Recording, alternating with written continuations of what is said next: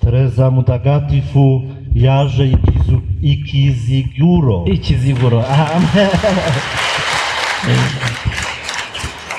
Ababyeyi mugira impundu ko mutavuze impundu ababyeyi. Ari hano rwose. Ari hano. Ni paruwasi y'abapadiri Sacré-Cœur, umutima mutagatifu wa Yezu. Umutima mutagatifu wa Yezu na Maria. Le message de Thérèse sur le cœur est très profond. Ati ubutumwa bwa Teresa ku mutima, kubyerekeye umutima wa Yezu, ati n'ubutumwa bukomeye. Parce que Thérèse dit que chacun de vous pourrait vivre dans le cœur de l'Église. Chacun de vous. Teresa aravuga ati mwese, umwe muri mwese yagombye kuba mu mutima wa Kiliziya nk'uko Teresa bivuga. Elle a compris que l'amour du jour quotidien fait de toi le cœur de l'Église. Ati yumvise ko urukundo rwa buri munsi rutuma ubwawe uhinduka, nanjye ubwanjye, twembi twese duhinduka umutima wa Kiliziya. Lorsque tu aimes ton enfant, lorsque tu aimes ton mari, lorsque tu aimes ta femme, lorsque tu aimes ici à Kiziguro, tu aides quelqu'un qui peut-être maintenant souffre en Égypte, souffre en Syrie, peut-être quelqu'un qui donne aujourd'hui sa vie pour Jésus. Aujourd'hui tu l'aides. Ati iyo ukunda umwana wawe, iyo ukunda umugore wawe, iyo ukunda umugabo wawe, iyo ukunda paruwasi nk'ingiyi ukaza hano kenshi ubikunze, ati ushobora gufasha umuntu uri muri Egypte, ati ushobora gufasha umuntu uri muri Syria, ushobora gufasha umuntu uri ahandi handi kuko uri umwana wa Kiliziya. Pour dire que l'amour local a l'influence globale.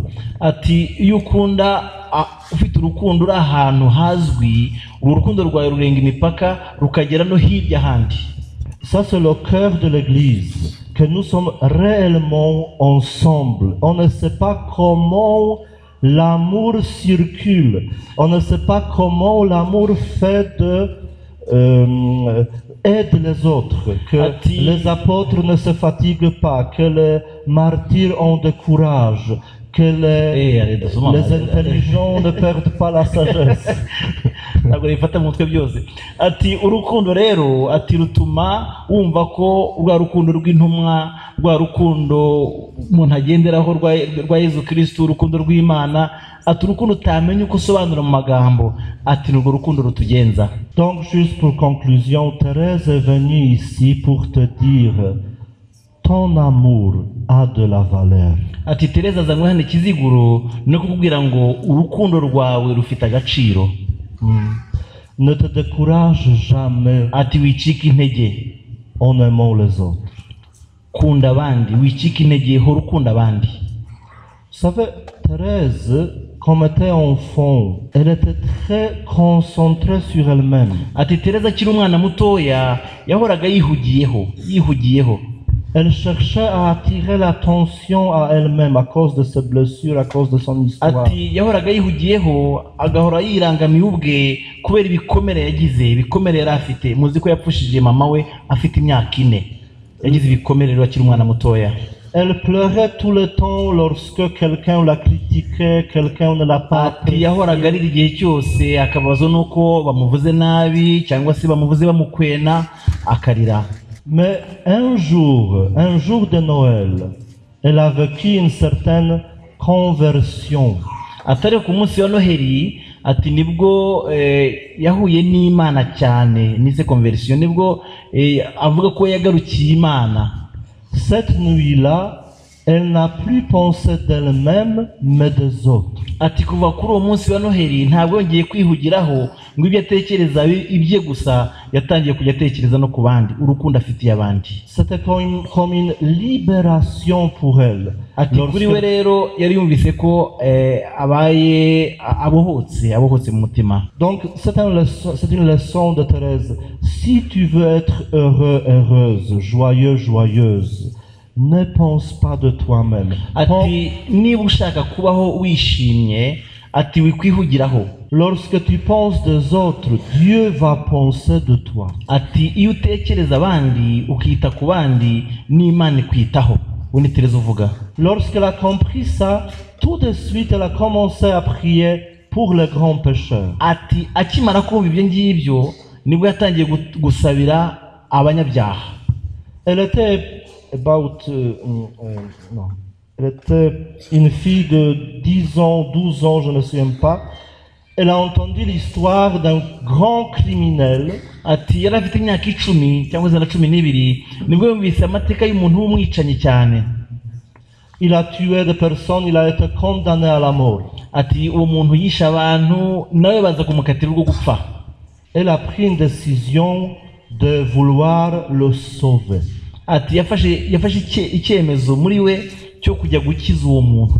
Tout le monde autour d'elle était scandalisé. Ati abari bamukikije bose abantu bagendanaga nawe ndavuga Tereza bumvaga bidashoboka bakumva ko rwose ibintu byacitse. Le critique parlait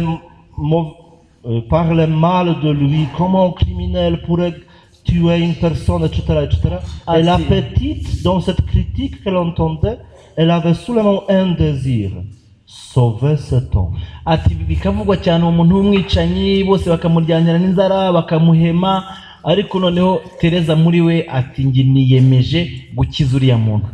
En discrétion, elle ne mangeait pas, elle faisait de jeûne.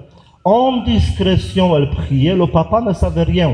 Ati yiyemeza kumusengera, amuha isengesho, kurya arabireka, kunywa arabireka. Ise wamubyaye ntacyo yarabiziho, amuha isengesho kugira ngo Imana ikize wa muntu. Et vous savez qu'est-ce qui se passait? Ati muzi uko byagenze? 1 minute avant sa mort, ati hasigaye umunota umwe ngo bamwice. Ce criminel avait demandé le prêtre qui était à côté de lui ati umwicanyi yasabye umupadiri wari hafi ye de pouvoir baiser la croix. Ati mbamu uburenganzira nsome umusaraba wa Yezu mbere yuko banyica. Et quand Thérèse avait entendu, avait lu dans le journal cette nouvelle que le criminel en public avait demandé de baiser la croix, elle a compris que cet homme se convertit. Ati Tereza yari yarabisomye ko uwo muntu yasabye gusoma umusaraba mbere y'urupfu rwe. Ati Tereza yumva ko uwo muntu yari yarisubiyeho. Tous disaient enfin il est condamné. Et Thérèse a dit enfin j'ai mon premier enfant. Je donnais la vie éternelle à mon premier enfant. Ce criminel est devenu mon enfant. Ati noneho abantu bose bakavuga ngo ntacyo bitwaye kwapfa. Ati nyamara Tereza we ko uwo muntu yumvise ko yaretse ubwicanyi yasubye umusaraba wa Yezu, nibwo noneho Tereza avuga ati uyu ni umwana wanjye kuko nabashije kumusabira nawe yisubiraho. Vous avez compris? Un enfant de 10 ans dit que ce criminel est mon enfant. Ati umwana w'imyaka 10 akaba avuze ati uwo muntu w'umwicanyi ni umwana wanjye. Ati ese murabyumva? Murabyumva? Ese murabyumva? Ese murabyumva?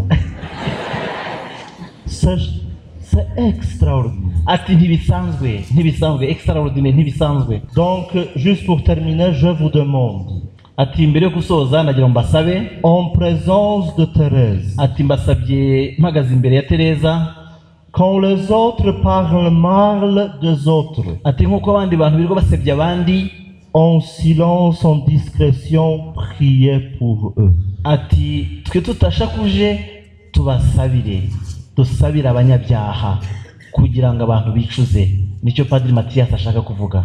Et vous allez avoir beaucoup d'enfants au ciel. Ati namwe muzagira abana benshi mu ijuru kuko Tereza afite imyaka 10 agira ati nabonye umwana wanjye kuko yanabashije gusabira umwicanyi akabasha kwicuza. Un jour vous allez au ciel et vous aurez beaucoup d'amis. Ati nimujya mu ijuru muzagira inshuti nyinshi.